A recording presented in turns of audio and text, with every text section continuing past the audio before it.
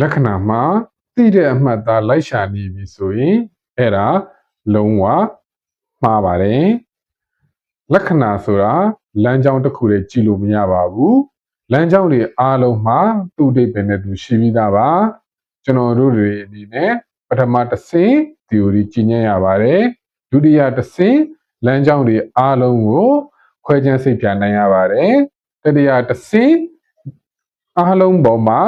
ကျိုးကြောင်းဆက်ဆက်ဆင်ခြင်သုံးသပ်နိုင်ရပါတယ်ဒီလို conceptual skill မရှိဘဲနဲ့လူတစ်ယောက်ရဲ့ကံကြမ္မာကိုတိတိကျကျတည်တည်ကြကြမဖတ်ကြားနိုင်ပါဘူး